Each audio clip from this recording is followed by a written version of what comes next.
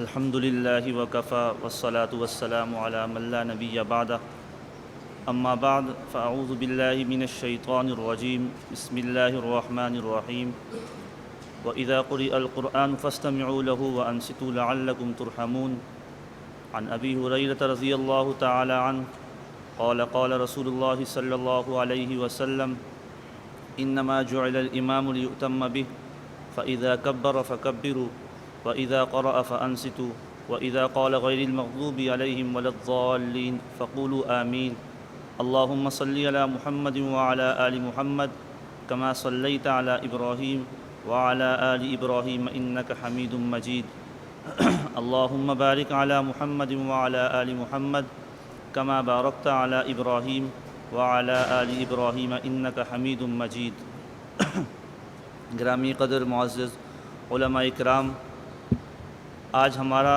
عنوان ترک قرأت خلف الامام ہے۔ جس مسئلے پر ہم اس گھنٹے میں بات کریں گے اس کا عنوان کیا ہے؟ ترک قرأت خلف الامام۔ میں پہلے آپ کے سامنے اس عنوان کو واضح کر دینا چاہتا ہوں۔ ہم آج تک یہی سنتے آئے ہیں، جس سے بات ہوتی ہے وہ ہمیں یہی کہتا ہے کہ فاتحہ خلف الامام۔ کیا عنوان کہتے ہیں؟ فاتحہ خلف الامام۔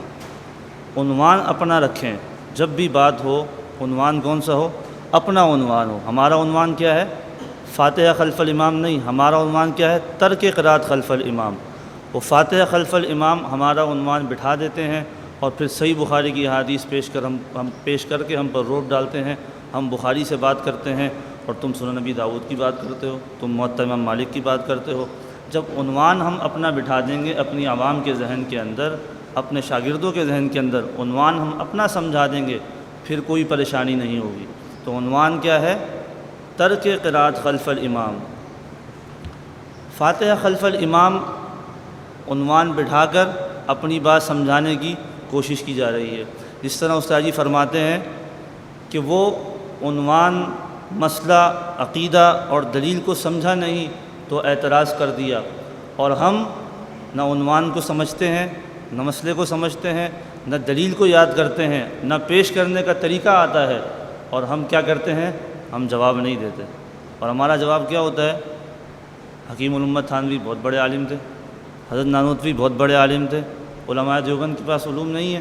میرے عزیزو، اس سے باطل کو دلیل کی دنیا میں آپ یہ بات نہیں کہہ سکتے، اس سے کچھ نہیں ہوگا۔ حضرات علماء دیوبند کوئی شک نہیں تھے، لیکن یہ جواب نہیں بنتا۔ جواب کیا ہے؟ جب آپ پر شبہات ہوں، آپ پر شبہات پیش کیے جائیں، آپ کے عقیدے، آپ کے مسئلے کے اندر شبہات پیش کیے جائیں، آپ اس کا مثبت انداز کے اندر ان شبہات کو صاف کریں۔ تو اگر ہمارے عقیدے اور ہمارے عنوان اور مسئلے کے اندر شبہات پیش کیے جا رہے ہیں، شبہات ڈالے جا رہے ہیں، شبہات کو صاف کرنا یہ ہماری ذمہ داری ہے۔ ہماری ذمہ داری ہے شبہات کو صاف کرنا۔ شبہات پیدا کرنا ہمارا کام نہیں ہے۔ ہم شبہات پیدا کرنے والے ہیں، صاف کرنے والے ہیں۔ کچھ کہہ رہے ہیں صاف کرنے والے، باقی خاموش ہیں۔ ہمارا کام کیا ہے؟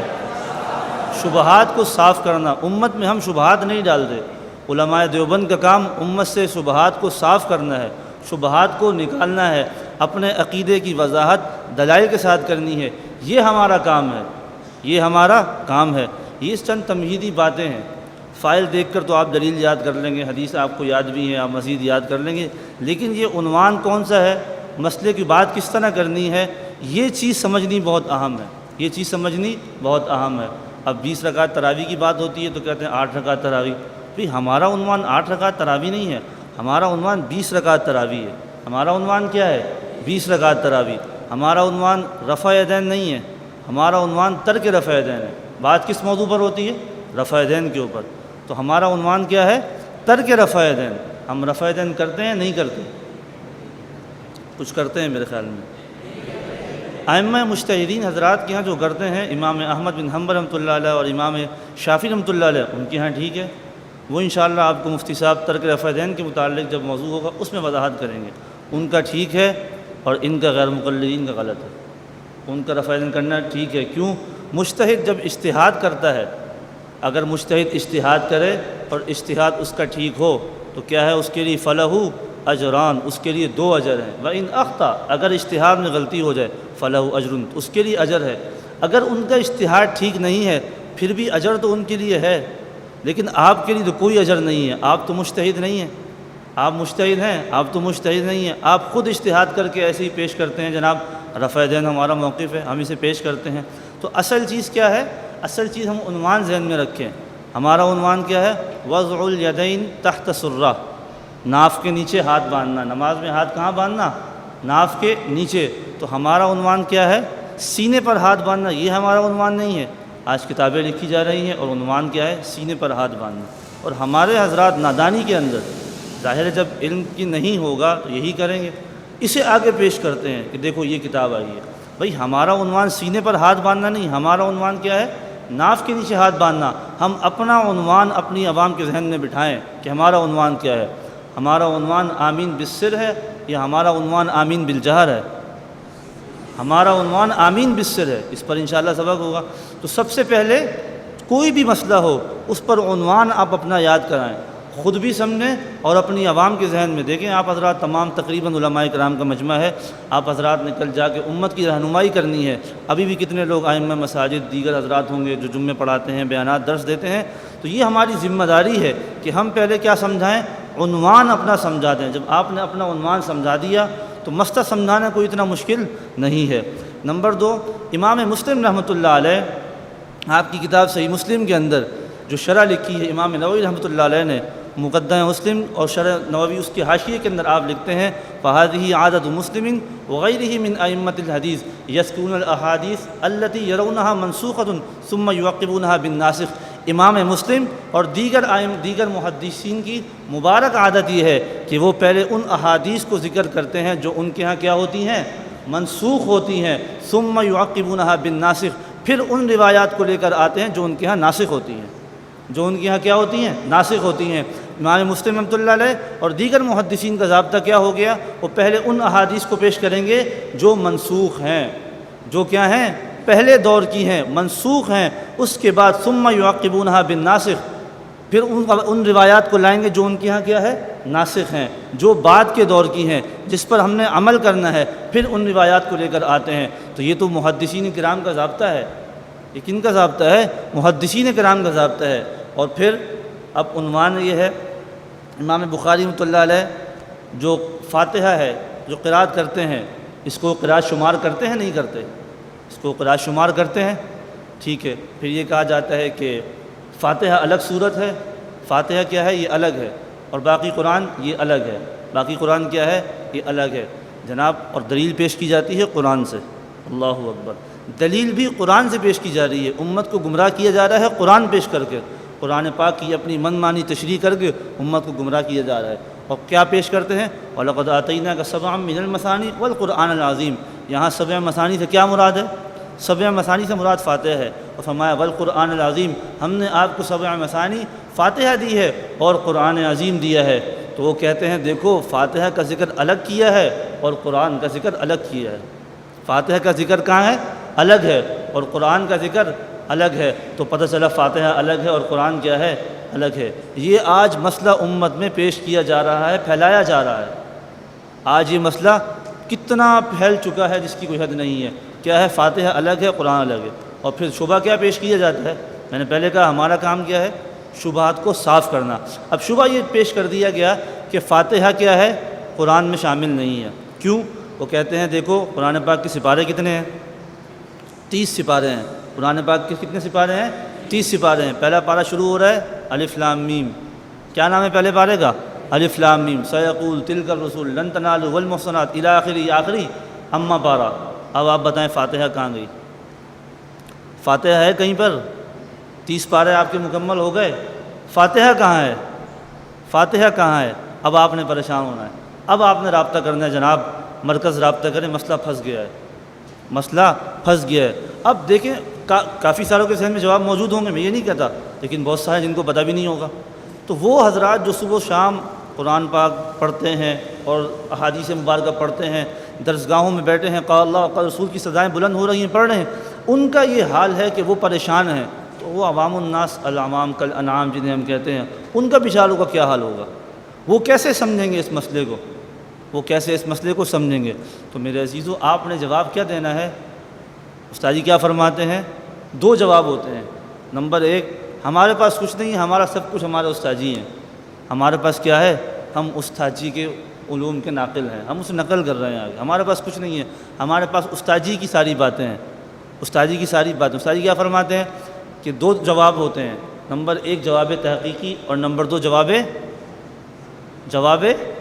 الزامی. جواب تحقیقی اور جواب الزامی. جواب تحقیقی کیا ہے؟ انہوں نے آپ سے پوچھا قرآن پاک کی کتنی صورت قرآن پاک میں فاتحہ شامل ہے یا نہیں ہے؟ تو جواب تحقیقی کیا ہے؟ آپ نے کہا بھائی قرآن پاک میں سورۃ فاتحہ شامل ہے. اور جواب الزامی کیا ہے؟ انہوں نے پوچھا قرآن پاک میں سورۃ فاتحہ شامل ہے، تو آپ نے پوچھا سورۃ فاتحہ قرآن پاک میں شامل کیوں نہیں ہے؟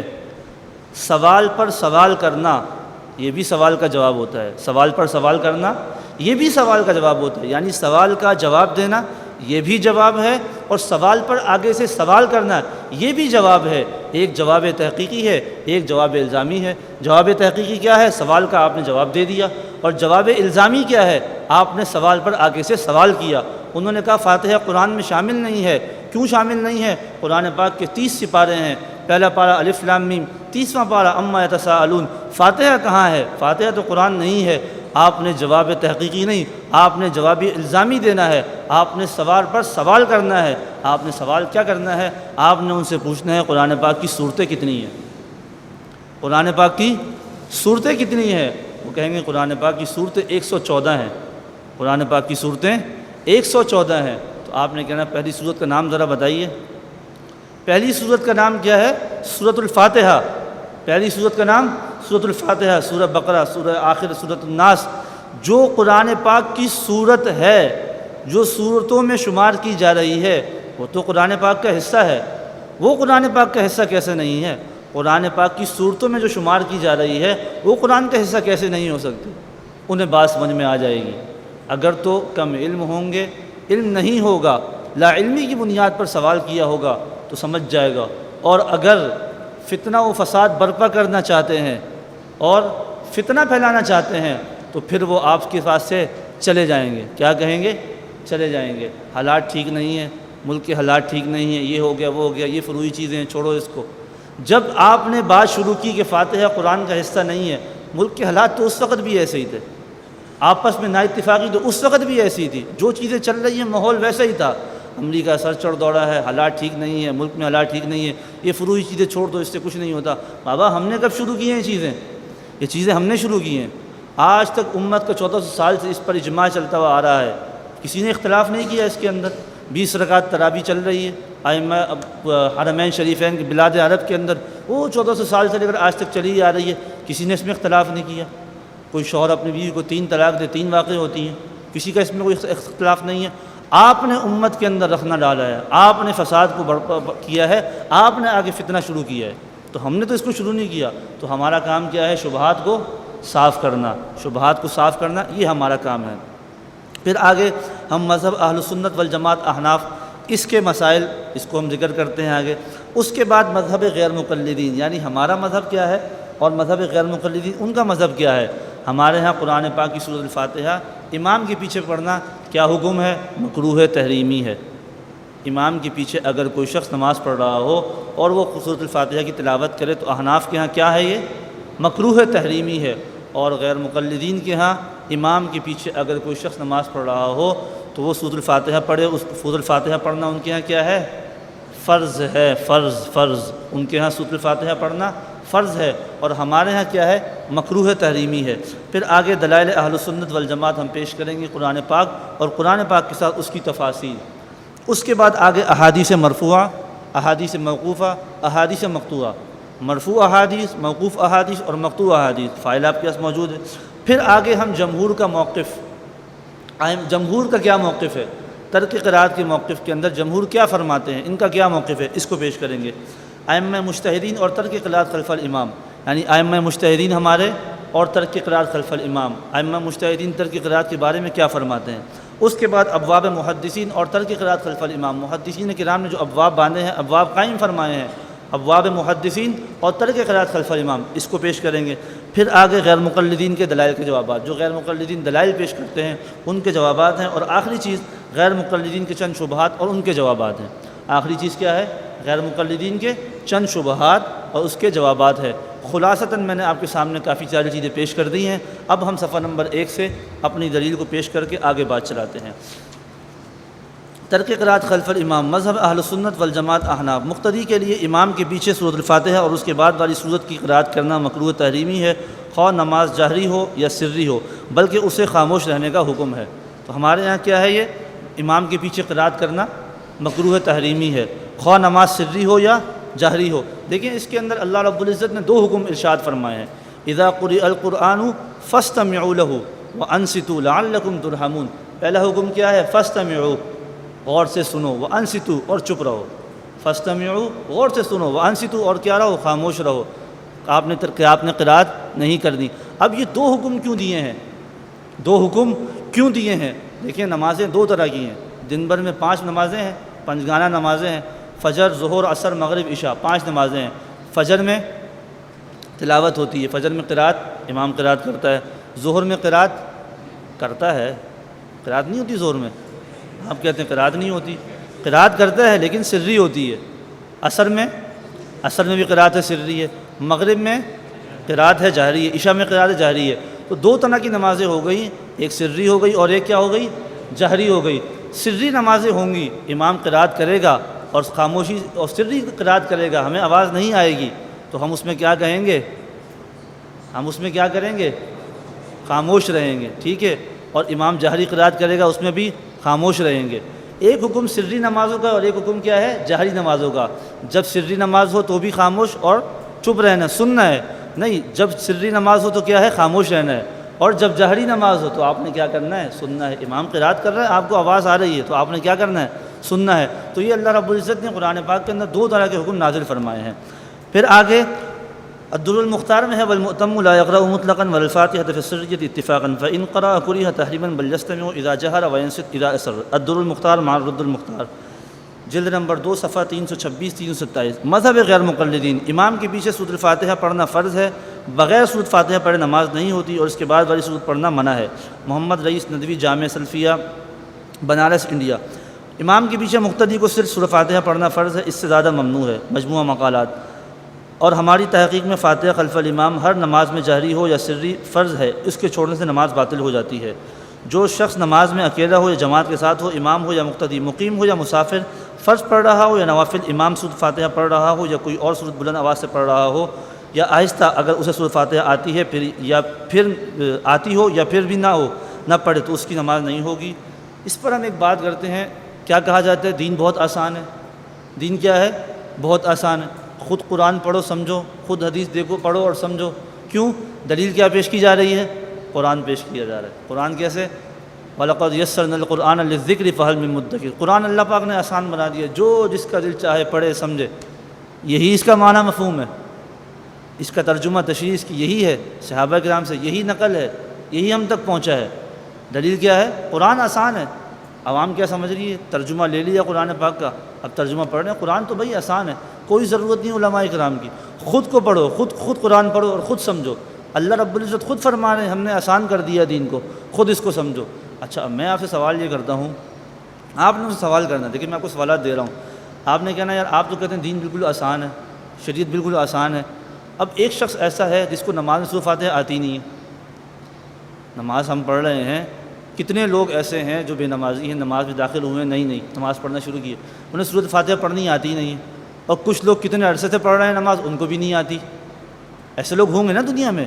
اب کوئی شخص نماز پڑھ رہا ہے، سورۃ فاتحہ اس کو نہیں آتی، اب وہ کیا پڑھے گا، تو خاموش رہے گا، تو کیا اس کی نماز ہوگی یا نہیں ہوگی؟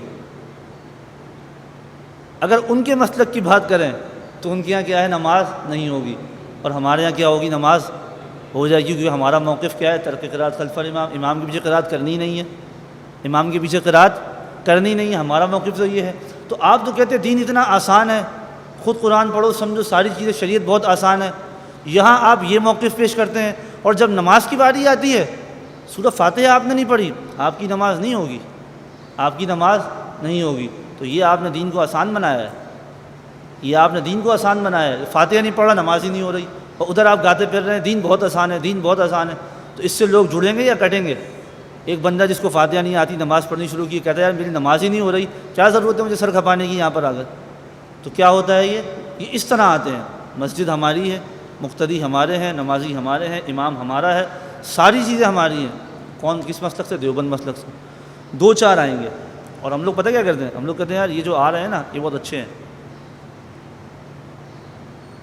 یہ جو آ کے ہمارے پیچھے نماز پڑھ رہے ہیں یہ بہت اچھے ہیں، اس لیے کہ یہ ہماری اقتداء میں نماز پڑھتے ہیں۔ یہ کیا کرتے ہیں؟ ہماری اقتداء میں نماز پڑھتے ہیں۔ میرے عزیزو یہ اچھے نہیں ہیں، جو نہیں آ رہے نا وہ کچھ بہتر ہیں ان کی نسبت۔ وجہ کیا ہے؟ یہ آئیں گے، آپ کے ساتھ کھڑے ہوں گے، نماز پڑھیں گے، ٹانگیں چوڑی کریں گے، ہاتھ سینے پر ہوں گے، رفع دین کریں گے، آمین زور سے کہیں گے۔ اب جو نئے نمازی داخل ہوئے ہیں، نماز میں آئے ہیں، دعوت تبلیغ کی برکت سے اللہ پاک نے ہدایت دی ہے، دین کے ساتھ جڑے ہیں، منسلک ہوئے ہیں، اب یہ ان کو کہتے ہیں آپ نے نماز میں فاتحہ نہیں پڑھی، نہیں، آپ نے سینے پر ہاتھ نہیں مانے، آپ نے رفع دین نہیں کی، آمین اونچی نہیں کی، ٹانگیں چوڑی نہیں کی، آپ کی نماز نہیں ہوگی۔ کیوں؟ صحیح بخاری سے نیچے تو بات ہی نہیں ہے، صحیح بخاری سے نیچے تو کوئی بات ہی نہیں کرتے، صحیح بخاری پیش کر کے اور اس کو گمراہ کر رہے ہیں۔ اب آپ مجھے بتائیں کہ جو ہمارے یہاں نماز پڑھنے آ رہے ہیں 2-4 یہ اچھے ہیں، جو نہیں آ رہے وہ بہتر ہیں؟ کچھ بہتر کہیں گے، اچھے کی میں بات تو نہیں کرتا، تو ہم کیا خوش ہوتے ہیں؟ نہیں یار یہ بڑا اچھا آدمی ہے، اس کو آئیے حضرت بیٹھی تشریف لائیے۔ کیوں؟ یہ ہمارے پیچھے نمازیں پڑھتا ہے۔ بھائی یہ ہمارے بندے گمراہ کر رہا ہے، انہیں خراب کر رہا ہے۔ علاقہ وہ ہے، مسجد یہ ہے، مسجد لگتی نہیں ہے، نماز یہاں پڑھتے ہیں، کیوں؟ تشکیل پر معمول ہے۔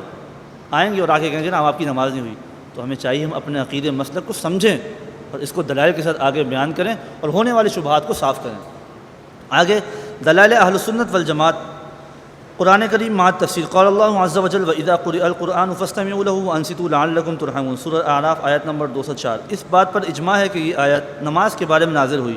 قال احمد فالناس على ان هذا في الصلاة وعن سعيد بن المسيب والحسن وابراهيم ومحمد بن كعب والزهري انها نزلت في شان الصلاة، وقال زيد بن اسلم وابو العالية كانوا يقرؤون خلف الامام فنزلت واذا قرئ القرآن فاستمعوا له وانصتوا لعلكم ترحمون، وقال احمد في الرواية ابي داود اجمع الناس على ان هذه الآية في الصلاة ولانه عام فيتناول بعمومه الصلاة، المغني بن قدامہ۔ یہ ہم نے اس آیت کی کیا کر دی ہے؟ تفسیر آپ کے سامنے پیش کر دی ہے کہ یہ آیت کس کے بارے میں نازل ہوئی ہے؟ اسی کے بارے میں نازل ہوئی ہے کہ جب قرآن پڑھا جائے تو جب نماز کے اندر امام پڑھے گا تو کیا کریں گے؟ ہم خاموش رہیں گے، ہم کوئی قرات نہیں کریں گے۔ تفسیر نمبر 1، قد اخرج الامام المحدث عن عبد الله بن عباس رضی اللہ عنہ ان رسول اللہ صلی اللہ علیہ وسلم قرأ في الصلاة فقرأ أصحابه وراءه فخلطوا عليه فنزل وإذا قرئ القرآن فاستمعوا له وأنصتوا، فهذه في المكتوبة۔ ثم قال ابن عباس وإن كنا لا نستمع لمن يقرأ إنا إذا لجف الحمير۔ آپ صلی اللہ علیہ وسلم نماز پڑھ رہے ہیں تو ساتھ میں ایک صحابی نے پیچھے سے قرات شروع فرما دی، فاتحہ شروع فرما دی، تو آپ صلی اللہ علیہ وسلم کی قرات میں کیا ہو گئی؟ وہ مکس ہو گئی۔ آپ نے فرمایا کہ بھائی تم میرے پیچھے قرات کر رہے تھے، میرے پیچھے قرات کر رہے تھے، تو پتہ چلا یہ تفسیر کیا ہے، یہ بھی اسی بارے میں نازل ہوئی ہے۔ آپ صلی اللہ علیہ وسلم سے منع فرما دیا۔ اعتراض، تحقیق السند اسناد حسن وروات ثقات، اس سند کی جو اس کی سند کیا ہے؟ اس کی سند صحیح حسن ہے، وروات ثقات، اور اس کے روات، اس کے راوی روایت کرنے والے کون ہیں؟ ثقہ ہیں۔ کون ہیں؟ ثقہ ہیں، مضبوط ہیں۔ اعتراض، اس کی سند میں ایک راوی عبداللہ بن لہیہ بن عقبہ ضعیف و مجروح ہے، لہذا یہ روایت حجت نہیں ہے۔ جواب، اولاً امام عبداللہ بن لہیہ بن عقبہ بن فرحان صحیح مسلم، سنن ابی داؤد، جامع ترمذی، سنن ابن ماجہ وغیرہ کے راوی ہیں۔ یہ مختلف فی راوی ہیں، بعض حضرات نے اگرچہ ان پر کلام کیا ہے لیکن بہت سے ائمہ نے ان کو الحافظ، الامام الکبیر، عالم، محدث، العلامہ، محدث الدیار المصریہ قرار دیا ہے۔ امام احمد بن حنبل فرماتے ہیں لم یکن بمثل مثل بن لہیہ وکثرت حدیثہ وضبطہ واتقانہ۔ امام احمد بن حنبل کیا فرماتے ہیں؟ ان سے بہت ساری روایات منقول ہیں، ان سے بہت ساری روایات کیا ہیں؟ منقول ہیں، روایات ان سے نقل کی گئی ہیں اور ان کا ضبط اور اتقان بہت مضبوط ہے۔ امام احمد بن حنبل فرما رہے ہیں، تو کیا ہوا؟ یہ کس درجے کے ہو گئے؟ حسن درجے کے ہو گئے، اور کیا ہیں؟ یہ ثقہ راوی ہیں، ثقہ راوی ہیں۔ اچھا، محدثین کے ہاں جو راوی مختلفی ہو اس کی روایات حسن درجے کی ہوتی ہیں۔ فتح المغیث میں ہمارا موجود ہے۔ امام ابو عیسیٰ ترمذی رحمہ اللہ ایک حدیث کی سند نقل کرتے ہیں، حدثنا قتیبہ قال حدثنا ابن لہیہ عن یزید بن ابی حبیب عن ابی الخیر عن عقبہ بن عامر رضی اللہ عنہ قال الی آخر، جامع ترمذی جلد 1 صفحہ نمبر 288، باب ما جاء فی حل۔ اچھا، اس میں کیا ہوگا؟ ابن لہیہ موجود ہے، امام ترمذی رحمۃ اللہ علیہ انہیں اپنی روایت کے اندر لے کر آ رہے ہیں، اور اس کے بعد فرماتے ہیں ھذا حدیث حسن، اور اس میں ابن لہیہ موجود ہے۔ امام ترمذی کیا فرما رہے ہیں؟ یہ حدیث کس درجے کی ہے؟ حسن درجے کی ہے، اگرچہ اس میں راوی ابن لہیہ موجود ہے لیکن امام ترمذی کیا فرما رہے ہیں؟ یہ درجے، کس درجے کی حدیث ہے؟ حسن درجے کی حدیث ہے۔ اور علامہ حیثمی رحمہ اللہ مجموع الزوائد میں کئی مقامات پر ابن لہیہ کی حدیث کو حسن قرار دیا، مثلا وعن جابر رضی اللہ عنہ قال امر النبی صلی اللہ علیہ وسلم سحیما ان یؤذن فی الناس الا يدخل الجنہ الا مؤمن رواہ احمد وفیہ ابن لہیہ واسنادہ حسن۔ علامہ حزمری نے کیا فرمایا مجموع الزوائد کے اندر، اس روایت میں ابن لہیہ موجود ہیں، اور یہ روایت کس درجے کی ہے؟ یہ بھی روایت حسن درجے کی ہے۔ واسنادہ حسن، اس کی سند کیا ہے؟ حسن ہے۔ آگے صفحہ نمبر 3، فائدہ، خود غیر مقلد عالم زبیر علی صحیح صاحب نے جامع ترمذی کی ایک حدیث کو صحیح کہا ہے، اور اس میں یہی ابن لہیہ موجود ہیں۔ دیکھیے جامع ترمذی بھی احکام علی زئی، رقم الحدیث 1589، صفحہ نمبر 505۔ یہ فائدہ بہت اہم فائدہ ہے، جس طرح کی فائدے آئیں گے نا آگے جس طرح بھی فائدہ، وہ فائدے بڑے اہم ہیں۔ وہ فائدے کیا ہیں؟ بڑے اہم ہیں۔ فریق مخالف، شبہ پیش کرنے والے، غیر ان کی کتب، ان کے بڑے اکابر، ان کے بڑے ذمہ دار اور معتبر لوگ، انہی کی روایات، انہی کے اقوال، انہی کی ساری کتب کے اندر سے حوالے موجود ہیں۔ اس میں اس کا کیا عنوان دیا ہے؟ فائدہ۔ تفسیر نمبر 2، قول الامام الحافظ ابو محمد عبد الرحمن بن محمد ابی حاتم بن ادریس بن منذر التیمی الحنظلی الرازی حدثنا قال حدثنا یونس بن عبد الاعلى قال انبأنا ابن وهب قال حدثنا ابو صخر عن محمد القرظي قال كان رسول الله صلى الله عليه وسلم اذا قرأ في الصلاة اجابه من وراءه ان قال بسم الله الرحمن الرحيم قالوا مثل ما يقول حتى تنقضي الفاتحة والسورة فلبث ما شاء الله ان يلبث ثم نزلت واذا قرئ القرآن فاستمعوا له وانصتوا لعلكم ترحمون فقرأ وانصتوا۔ کیا فرما رہے ہیں کہ اذا قرأ فی الصلاۃ، جب نماز میں پڑھ جاتے تو آپ صلی اللہ علیہ وسلم بسم اللہ کے بعد کیا کرتے؟ ہم بھی وہی پڑھتے مثل ما یقول، جو آپ صلی اللہ علیہ وسلم پڑھا کرتے تھے۔ اور پھر کیا حکم نازل ہو گیا؟ جب قرآن پڑھا جائے تو خاموش رہو۔ تو کیا فرماتے ہیں صحابی؟ فقرأ وانصتوا، آپ صلی اللہ علیہ وسلم پڑھا کرتے تھے اور ہم کیا کرتے تھے؟ ہم خاموش رہتے تھے۔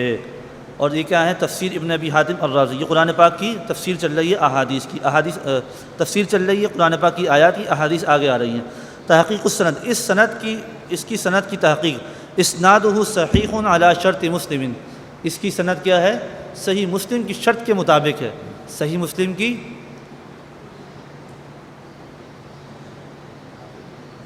شرط کے مطابق ہے۔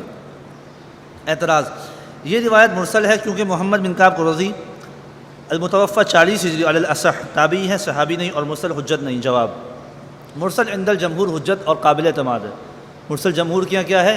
حجت ہے۔ حدیث مرسل کیا ہے؟ ہمارے یہاں حجت ہے اور قابل اعتماد ہے، اس پر اعتماد کرتے ہیں، اس کو قبول کرتے ہیں۔ اور اس کی روایت کیا ہے؟ قواعد العلوم، علامہ عثمانی کیا فرماتے ہیں؟ قول الامام ابو جعفر محمد بن جریر الطبری واجمع التابعون باسرهم على قبول المرسل ولم يأتي عنهم انکار ولا عن احد من الائمة بعدهم الى رأس المأتین۔ مرسل کیا ہے؟ ہمارے یہاں حجت ہے۔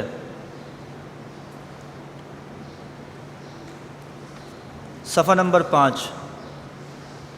احادیث مبارکہ، احادیث مرفوعہ۔ دلیل نمبر 1، یہ حدیث صحیح مسلم کی ہے۔ کس کے دلائل چل رہے ہیں؟ سناٹا چل رہا ہے، غیر مقلدین کے دلائل چل رہے ہیں،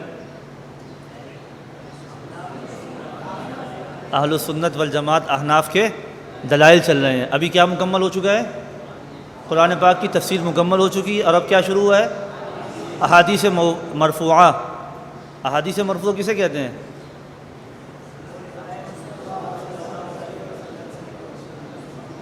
ایک ضابطہ یاد رکھیں، جو شخص حدیث کا انکار کرتا ہے وہ اپنے آپ کو اہل حدیث کہتا ہے۔ جو حدیث کا انکار کرتا ہے وہ اپنے آپ کو کیا کہتا ہے؟ اہل حدیث۔ حدیث کسے کہا جاتا ہے؟ نمبر 1 نبی کا قول، فعل اور تقریر، یہ کیا ہو گئی؟ حدیث۔ نمبر 2 صحابی کا قول، فعل، تقریر، کیا ہو گئی؟ حدیث۔ نمبر 3 تابعی کا قول، فعل، تقریر، کیا ہو گئی؟ یہ بھی حدیث۔ تو پتہ چلا کہ 3 3 6 3 9 حدیث میں کتنی چیزیں ہو گئیں؟ 9 چیزیں ہیں۔ نبی کا قول، فعل، تقریر، یہ بھی حدیث۔ صحابی کا قول، فعل، تقریر، یہ بھی حدیث۔ تابعی کا قول، فعل، تقریر، یہ بھی حدیث کہلاتی ہے۔ اور یہ کہاں لکھی ہوئی ہیں؟ یہ ہماری کتب کے اندر حوالے موجود ہیں، ٹھیک ہے۔ اچھا، اب نبی کا قول، فعل، تقریر یہ حدیث ہے، اس کو مانا جا رہا ہے۔ صحابی کا قول، فعل، تقریر یہ بھی حدیث ہے، اس پر انکار کیا جا رہا ہے۔ صحابی کا فعل ہمارے لیے حجت نہیں ہے، کہا جا رہا ہے، آگے آ رہی ہیں باتیں ساری۔ صحابی کا قول، میں چاہ رہا ہوں کہ میں مسئلہ سمجھا دوں آپ کو، وہ تو آپ دیکھ کے دلیلیں وغیرہ وہ تو یاد کر لیں گے، فائل سے کوئی مسئلہ نہیں ہے، اصل مسئلہ سمجھ لیں۔ تو کیا ہے؟ صحابی کا قول، فعل، تقریر کیا ہو گیا؟ حدیث۔ اب وہ کیا کہتے ہیں؟ ہمارے صحابی کا فعل حجت نہیں ہے، صحابی کا فعل ہمارے یہاں حجت نہیں ہے، تو صحابی کا قول ہمارے یہاں حجت نہیں ہے۔ اچھا، اور جب صحابی کی بات حجت نہیں تو تابعی کو کہاں مانیں گے؟ تابعی کو کہاں مانیں گے؟ تو آپ دیکھیں نا، امام اعظم ابو حنیفہ نعمان بن ثابت رحمۃ اللہ علیہ، آپ کون ہیں؟ تابعی ہیں، اور تابعی نہیں، بہت بلند درجے کے تابعی ہیں۔ آپ کی ولادت کب ہے؟ کب ہے؟ 80 ہجری، ایک روایت کے مطابق 70 ہجری بھی ہے، ایک روایت کے مطابق 70 ہجری۔ اس سے تو ہماری بات اور زیادہ مضبوط ہوتی ہے، 70 ہجری ہے، کیونکہ قرب آ رہا ہے نا۔ اور آخری صحابی کا انتقال کب ہوا؟ 110 ہجری، ابو طفیل عامر ابن واصلہ رضی اللہ تعالیٰ، یہ آخری صحابی ہیں، آپ کا وصال ہوا۔ تو گویا امام صاحب نے کتنا عرصہ پایا صحابہ اکرام کا؟ 30 سال صحابہ اکرام کا زمانہ آپ نے پایا ہے۔ اور آپ نے انس بن مالک رضی اللہ تعالیٰ عنہ، عبداللہ بن ابی اوفہ رضی اللہ تعالیٰ عنہ، عبداللہ بن حارث رضی اللہ تعالیٰ عنہ، حضرت جابر بن عبداللہ رضی اللہ تعالیٰ عنہ، اور ایک صحابی حضرت عائشہ بنت حجرت رضی اللہ تعالیٰ عنہ، ان سے روایات نقل فرمائی ہیں۔ جو صحابہ کرام کے شاگرد ہو وہی آپ کے یہاں معتبر نہیں ہے، تو آپ کے یہاں اعتبار کس کے اوپر ہے؟ اور امام صاحب کے مسائل اور آپ کی فقہی مسائل کو چھوڑا جا رہا ہے۔ ہمارے یہ کوئی حجت نہیں رکھتی، ہمارے یہاں یہ کوئی حجت نہیں رکھتی۔ تو آپ کو پتہ چلا امام صاحب کتنے بڑے عالم ہیں، امام صاحب کتنے بڑے عالم ہیں۔ 3 احادیث آپ کے لیے اشارہ امام صاحب کے لیے، اور بلکہ قرآن پاک کی آیات بھی ہے، قرآن پاک کی آیت کے اندر بھی آپ کو اشارہ ملتا ہے۔ ایک روایت لو کان الایمان عند الثریہ لتناولوا من ابناء فارس، نمبر 2 وفی روایت آخر لو کان العلم عند الثریہ لتناولوا من ابناء فارس لو کان الدین عند الثریہ لتناولوا من ابناء فارس۔ اگر علم، دین اور اسلام، اگر علم، دین اور ایمان ثریہ ستارے پر پہنچ جائے گا تو فارسی نسل ایک نوجوان اٹھے گا اور جا کے وہاں سے علم اور دین اور ایمان کو لے کر آئے گا۔ یہ آپ صلی اللہ علیہ وسلم نے کب فرمایا؟ آپ صلی اللہ علیہ وسلم کا دست مبارک حضرت سلمان فارسی رضی اللہ تعالیٰ عنہ کے کندھے مبارک پر ہے۔ آپ نے ہاتھ رکھ کے پھر فرمایا لو کان الایمان عند الثریہ لتناولوا من ابناء فارس، اگر ایمان ثریہ ستارے پر پہنچ جائے گا تو آپ کی نسل سے ایسا ایک شخص آئے گا جو ایمان کو وہاں سے لے کر آئے گا، دین کو وہاں سے لے کر آئے گا، اسلام کو وہاں سے لے کر آئے گا، ایسا شخص آئے گا۔ اور محدثین کے اندر امام سیوطی رحمۃ اللہ علیہ، جن کی وفات 911 ہجری میں ہے، آپ فرماتے ہیں اس کا مصداق امام اعظم ابو حنیفہ ہے۔ اس کا مصداق کون ہے؟ امام اعظم ابو حنیفہ رحمۃ اللہ علیہ ہیں۔ اور عجیب بات یہ ہے، امام سیوطی رحمۃ اللہ علیہ حنفی نہیں ہے، امام سیوطی رحمۃ اللہ علیہ کون ہیں؟ شافعی المسلک ہیں۔ آپ فرما رہے ہیں اس حدیث کا مصداق کون ہے؟ امام صاحب اس حدیث کے مصداق ہیں۔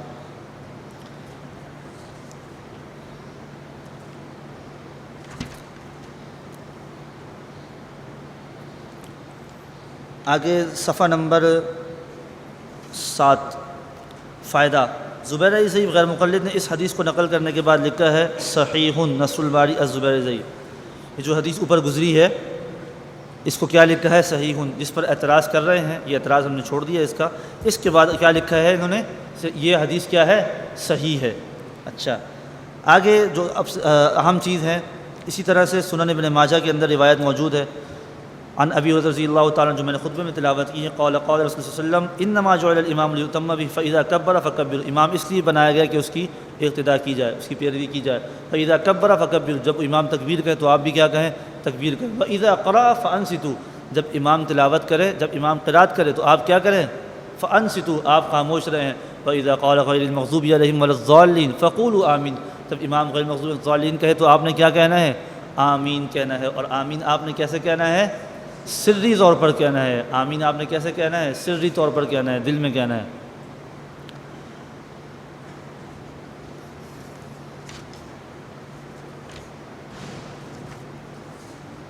آگے اعتراض ہے اس روایت میں صفحہ نمبر 9، اس روایت میں اللہ صدق خلف الامام، اس کے الفاظ نہیں ہیں، جیسا کہ امام بیہقی نے فرمایا عبد الرحمن بن یعقوب سے حضرت ابو ایوب، حضرت ابو رضی فرمایا کہ موقف اثر نقل کیا ہے۔ عن ابی رضی اللہ تعالیٰ عنہ قال کل صلاة لا يقرأ فيها في فاتحة الكتاب فهي خداج فقلت وإن كنت خلف امام فقال اقرأ في نفسك، یہ اعتراض پیش کیا جاتا ہے کہ آپ اگر امام کے پیچھے ہوں تو اپنے دل میں سورہ فاتحہ کو پڑھ لیں، امام کے پیچھے ہوں تو سورہ فاتحہ پڑھ لیں، یہ کہا جاتا ہے۔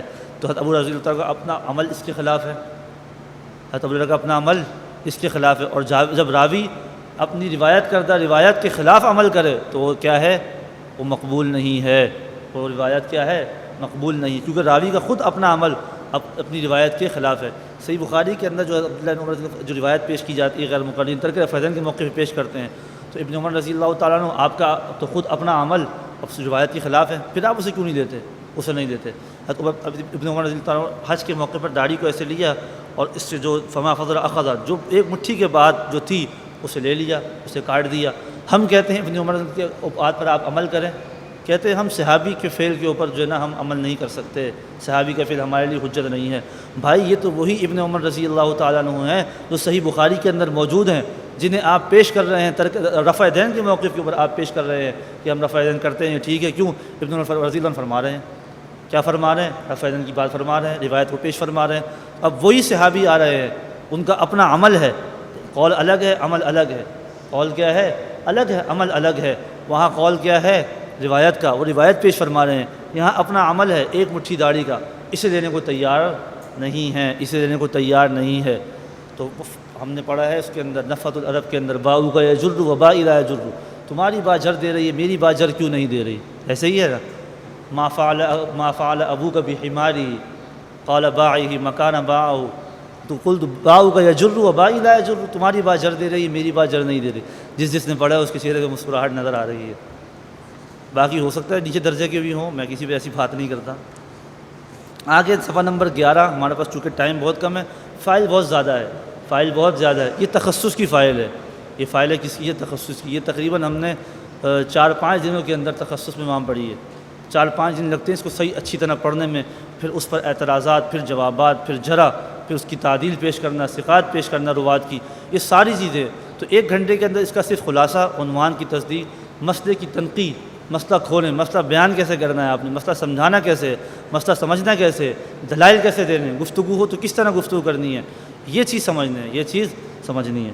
احادیث موقوفہ، حدیث نمبر 1، عن عبد الرزاق عن عبد الرحمن بن زید قال اخبرني اشياخنا ان علي رضي الله عنه قال من قرأ خلف الامام فلا صلاة له۔ قال عبد الرزاق واخبرني موسى بن عقبة ان رسول الله صلى الله عليه وسلم وابو بکر وعمر وعثمان كانوا ينهون عن القراءة خلف الامام۔ مصنف عبد الرزاق کے اندر روایت موجود ہے کہ علی فرماتے ہیں کہ آپ صلی اللہ علیہ وسلم، ابو بکر صدیق، حضرت عمر، حضرت عثمان رضی اللہ عنہ ینہون عن القراءة خلف الامام، امام کے پیچھے قرات کرنے سے منع فرمایا کرتے تھے، منع فرمایا کرتے تھے۔ کس میں روایت موجود ہے؟ مصنف عبد الرزاق کے اندر روایت موجود ہے۔ یہ احادیث موقوفہ ہو گئی۔ اب احادیث مقطوعہ دیکھ لیں، پھر ہم آگے چلتے ہیں۔ احادیث مقطوعہ، یہ روایت مصنف عبد الرزاق کے اندر بھی موجود ہے۔ عن ابی اسحاق ان علقمۃ بن قیس قال وجدت ان الذي يقرأ خلف الامام ملئ فوه قال احسبه قال ترابا او رضفا۔ کیا فرماتے ہیں کہ جو شخص امام کے پیچھے قرات کرے، دل چاہتا ہے کہ میں اس کے منہ کو مٹی سے بھر دوں۔ راوی کیا فرماتے ہیں؟ احسبه، میرے خیال میں، قال ترابا او رضفا، یا انہوں نے مٹی کی بات کی ہے یا انہوں نے کنکریوں کی بات کی ہے، دو باتیں ہیں، یا یہ بات کی ہے یا یہ بات کی ہے۔ مصنف عبد الرزاق، تحقیق السند اسنادہ صحیح علی شرط البخاری و مسلم، اس کی سند میں جو راوی ہیں وہ کس کی شرط کے مطابق ہیں؟ امام بخاری اور امام مسلم اللہ علیہ کی شرطوں کے مطابق راوی ہیں، اس روایت کے اندر موجود ہیں۔ آگے صفحہ نمبر 13، جمہور کا موقف اور اجماع امت۔ صاحب ہدایہ کے اس قول امام الحافظ المحدث الفقیہ ابو الحسن علی بن ابی بکر بن عبد الجلیل المرغنانی ولنا قوله علیہ الصلوۃ والسلام من كان له امام فقراءۃ الامام له قراءۃ وعلیہ اجماع الصحابۃ رضی اللہ عنہم۔ الہدایہ شرح البدایہ، صاحب ہدایہ کے اس قول پر امام ابو محمد محمود بن احمد العینی الحنفی رحمہ اللہ فرماتے ہیں قال صاحب الہدایہ من اصحابنا وعلى ترک القراءۃ خلف الامام اجماع الصحابۃ فسماه اجماعا باعتبار اتفاق الاکثر ومثل هذا يسمى اجماعا عندنا۔ عمدۃ القاری شرح صحیح البخاری للعینی۔ صاحب ہدایہ کیا فرما رہے ہیں کہ نماز کے اندر قرات کرنا، من کان لہ امام، کیا فرمایا صلی اللہ علیہ وسلم نے؟ من کان لہ امام فقراءۃ الامام لہ قراءۃ، جس قوم کا امام ہو، جن لوگوں کا امام ہو، تو امام کی قراءت کیا ہے؟ مقتدی قراءت ہے۔ فقراءۃ الامام لہ قراءۃ، صاحب ہدایہ نے پیش کیا ہے، اور آگے علامہ عینی رحمۃ اللہ علیہ عمدۃ القاری کے اندر جو صحیح بخاری کی شرح ہے اس میں بھی یہ فرما رہے ہیں کہ امام کی قراءت کیا ہے؟ مقتدی کی قراءت ہے۔ امام کی قراءت من کان لہ امام فقراءۃ الامام لہ قراءۃ، یہ چھوٹی چھوٹی احادیث یاد کریں، ہر مسئلے پہ آپ کو 2 حدیثیں یاد ہوں، ہر مسئلے پہ آپ کو کم سے کم 1 حدیث تو یاد ہی ہو، کم سے کم 1 حدیث آپ کو یاد ہو۔ ہمارا تخصص میں ہم پڑھتے تھے تو ایک مسئلے کے اوپر تقریباً 3 4 مرفوع احادیث اور اسی طرح موقوف اور مقطوع احادیث، یہ ہمارا روزانہ کی سب کی منزل ہوا کرتی تھی۔ تذکرہ فتن پر بات ہو آپ کی، آپ حدیث پیش کریں ڈائریکٹ، آپ کیا پیش کریں؟ حدیث پیش کریں۔ وہ کہتے ہیں میں حدیث پیش کرتا ہوں، تم اکابر کو پیش کرتے ہو۔ ہم کیا پیش کرتے ہیں؟ حدیث پیش کرتے ہیں، تم اکابر کو پیش کرتے ہو۔ ہم صحیح بخاری پیش کرتے ہیں، تم جو ہے نا حضرت تھانوی کو پیش کرتے ہو۔ تو ایسا نہ کیا کرو۔ تو جب آپ حدیث پیش کرو تو ہم بھی حدیث پیش کر سکتے ہیں، اس میں کون سی ایسی بات ہے؟ جب کوئی حدیث پیش کرے، اور عجیب بات میں آپ کو بتاؤں، آپ حضرات کی بات ہوتی رہتی ہوگی، عبارت بھی پڑھنی نہیں آتی، عبارت بھی پڑھنی نہیں آتی۔ عن وائل بن جحر، کیا پڑھتے ہیں؟ عن وائل بن جحر، وائل بن جحر ہے، حجر ہے، اسے یہی پتہ نہیں ہے کہ حجر کیا ہوتا ہے اور جحر کیا ہوتا ہے۔ کہتے ہیں عن وائل بن جحر عن عبداللہ بن عمرو، عمرو سمجھ گئے نا آپ لوگ، کیا ہے؟ عن عبداللہ بن عمرو، عبداللہ بن عمرو کہتے ہیں، عبداللہ بن عمرو۔ اتنا بھی پتہ نہیں ہے کہ واو یہ لکھا جاتا ہے، پڑھا نہیں جاتا۔ تو یہ ان کا حال ہے، روایت ان کو پڑھنی نہیں آتی، اعراب ان کو پڑھنے نہیں آتے، صحیح بخاری کی بات کرتے ہیں، صحیح بخاری کی بات کر کے روب ڈالتے ہیں۔ تو آپ تو ان کے روب میں نہیں آئیں گے نا انشاءاللہ۔ تو اسی طرح سے جو مرفوع احادیث ہیں، موقوف اور مقطوع ہیں، ہر مسئلے پر آپ کم از کم 1 حدیث تو یاد کریں، 1 حدیث مرفوع، 1 موقوف اور 1 مقطوع، یہ حدیث یاد کریں۔ اس کا انشاءاللہ بہت فائدہ ہوگا۔ کبھی بھی کسی مسئلے میں پیش آ جائے، آپ حدیث پڑھ کے سنا دیں، آپ حدیث پڑھ کے سنا دیں، اور اپنا مسئلہ وضاحت کریں دلائل کے ساتھ۔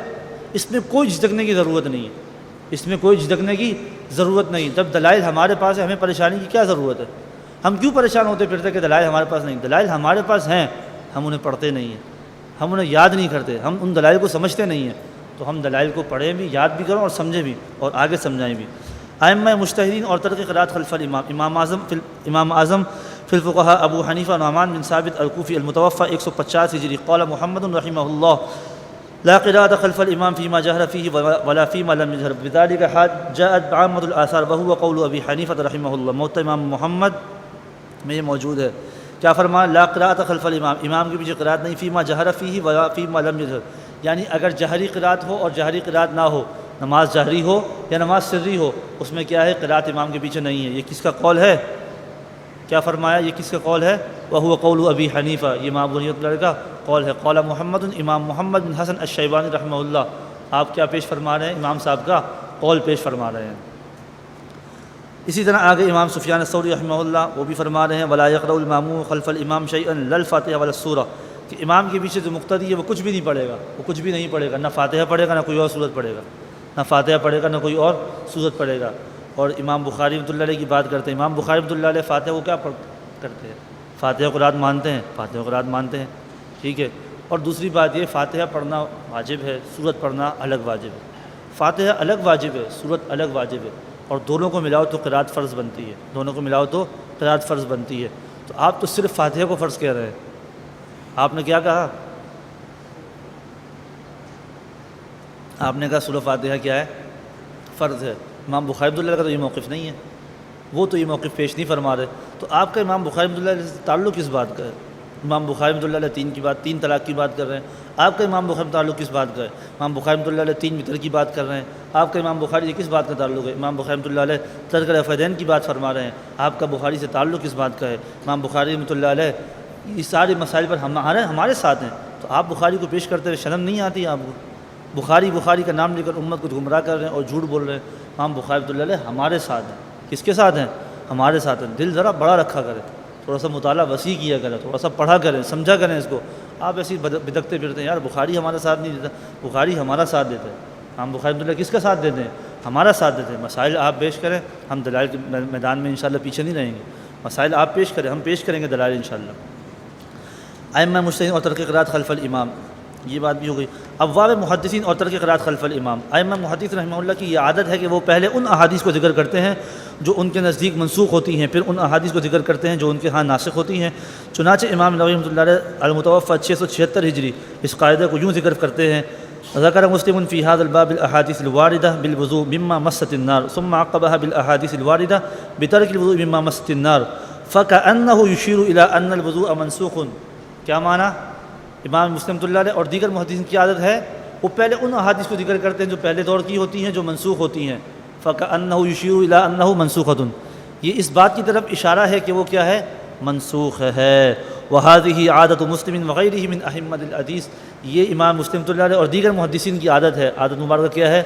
يذكرون الأحاديث الذي يرونها منسوخة ثم يعقبونها بالناسخ، پہلے منسوخ کو ذکر کرتے ہیں بعد میں ناسخ کو ذکر کرتے ہیں. محدثین کرام دیکھیں شرح مسلم للنووی جلد 1 صفحہ 156 باب الوضوء مما مسد النار. محدثین کرام رحمہ اللہ تعالیٰ نے قرات کے مسئلے میں بھی یہی اسلوب اختیار فرمایا ہے کہ پہلے قرات خلف الامام کی احادیث لائے ہیں اور بعد میں ترک قرات خلف الامام کی، جو اس بات کا ثبوت ہے کہ قرات خلف الامام منسوخ ہے.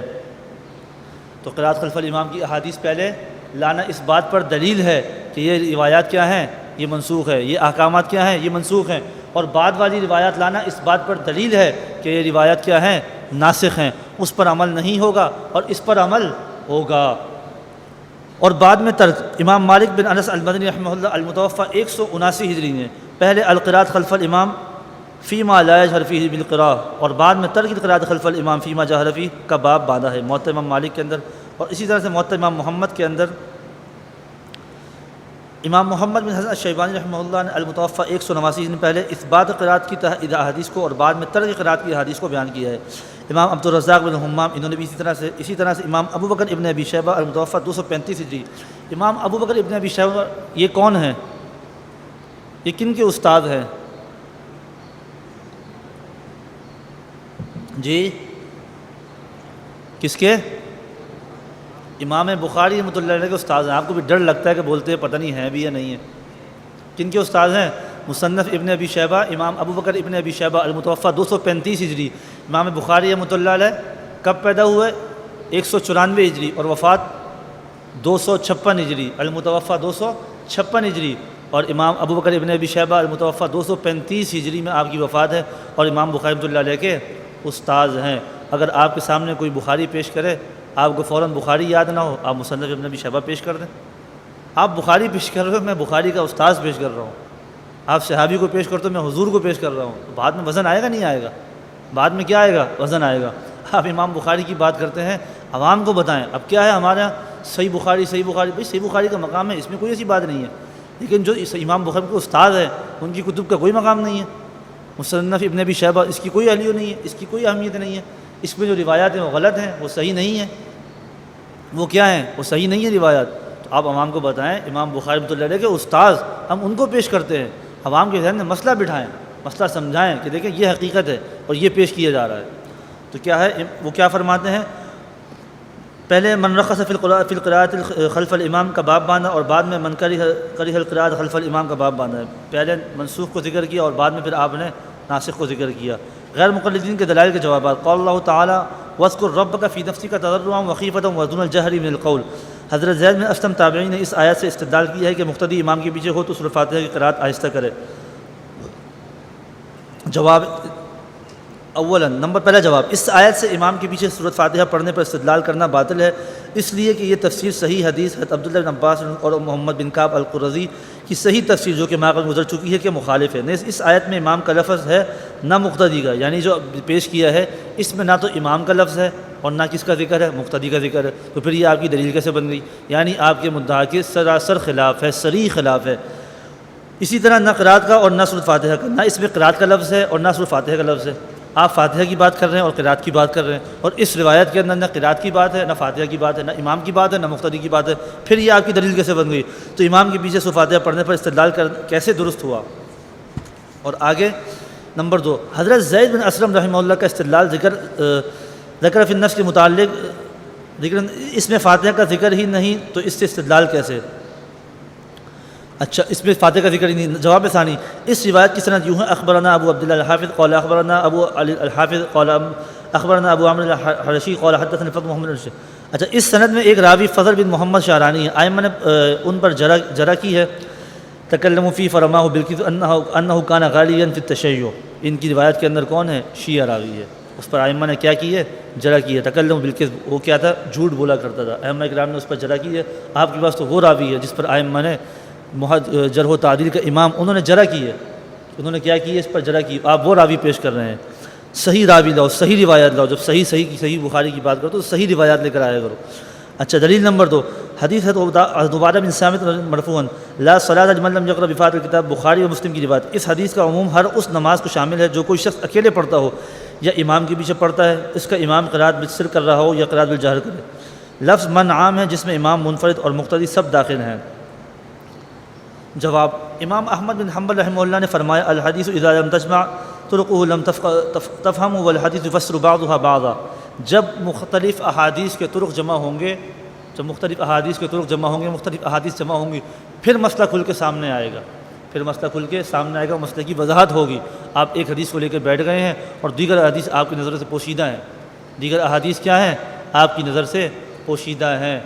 آپ نے خود اس پر پڑھا نہیں، خود سمجھا نہیں، خود روایات آپ نے تلاش کی نہیں، اور آپ اعتراضات کرتے ہیں. اعتراضات کرتے ہیں. اچھا لا صلاۃ لمن لم یقرأ فی فاتحۃ الکتاب فتح عن ابی ہریرہ رضی اللہ تعالی لا صلاۃ الا بقراءۃ فاتحۃ الکتاب فما زاد. اچھا بات یہ ہے کہ ہم کس طرح بات کریں گے؟ ہم روایت، ہم الفاظ، ہم معنی، ہم یہ ساری چیزیں کہاں سے لیتے ہیں؟ مدینے والے پیغمبر اور ان کے صحابہ سے لیتے ہیں. تو الفاظ جب ہم مدینے والے پیغمبر سے لیتے ہیں اور ان کے صحابہ کے ذریعے سے لیتے ہیں رضی اللہ اجمعین، تو ہم معنی بھی مدینے والے پیغمبر ان کے صحابہ سے لیں گے. یہ کہتے ہیں الفاظ تو ہم مدینے والے پیغمبر سے لیں گے، معنی ہم خود کریں گے. معنی ہم کیا کریں گے؟ خود کریں گے. ہم کہتے ہیں اگر الفاظ آپ مدینے والے پیغمبر سے لیتے ہو تو معنی بھی کہاں سے لو؟ مدینے والے پیغمبر سے معنی لو. کس سے لو آپ؟ مدینے والے پیغمبر سے آپ معنی لو، پھر تو بات ٹھیک ہے. لیکن وہ کہتے ہیں نہیں، جب صحابی خود تفسیر کر سکتے ہیں، صحابی خود روایت کو آگے پیش کر سکتے ہیں، تو ہم کیوں نہیں پیش کر سکتے؟ عزیزو، صحابی بھی حضور کے بغیر قرآن پاک کو سمجھ رہے ہیں تو دھوکہ لگ رہا ہے. حضرت عدی بن حاتم رضی اللہ تعالیٰ عنہ کلوا واشربوا حتی یتبین لکم الخیط الابیض من الخیط الاسود. صحابی کیا کر رہے ہیں؟ سحری کھا رہے ہیں. تکیے کے نیچے سفید دھاگا اور سیاہ دھاگا رکھا ہے، سحری تناول فرما رہے ہیں، اور تکیہ ہٹا کر دیکھ رہے ہیں کہ تبدیلی آئی ہے یا نہیں آئی، دھاگوں کے اندر. صبح تشریف لاتے ہیں، یا رسول اللہ کیا ہوا بھائی؟ آج تو بہت دیر تک سحری کی. فرمایا کیسے؟ آج تو میں کھاتا گیا اور دیکھتا رہا تکیہ ہٹا کر سیاہ اور سفیدی دھاگے کی تبدیلی نہیں ہو رہی تھی، میں تو کھاتا گیا. تو آپ نے کیا فرمایا؟ ان وسادتک لعریض یا عدی، اے عدی آپ کا تکیہ تو اتنا بڑا ہے، کہ اس کے اندر رات کی تاریکی اور صبح کی سفیدی آپ کے تکیے کے نیچے آ گئی ہے. یہی آپ صلی اللہ علیہ وسلم نے ایسے یوں کھینچ کے فرمایا ان وسادتک لعریض یا عدی، اے عدی آپ کا تکیہ اتنا بڑا ہے کہ رات کی سیاہی اور صبح کی سفیدی آپ کے تکیے کے نیچے آ گئی ہے. بات ٹھیک ہے غلط ہے؟ یہ واقعہ صحیح ہے، مستند ہے، کوئی اپنی طرف سے من گھڑت تو نہیں ہے. اب یہ کون ہے؟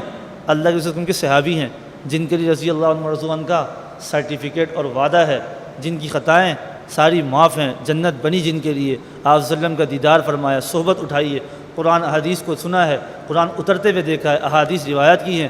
خیر القرون کا بہترین دور ہے، اس دور کے اندر پیش فرما رہے ہیں، اور آپ بھی قرآن حضور کے بغیر سمجھ رہے ہیں.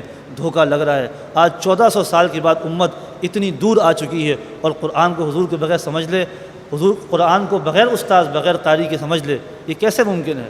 صحابہ کرام نے ایک ایک چیز ہم تک پہنچائی ہے، ایک چیز.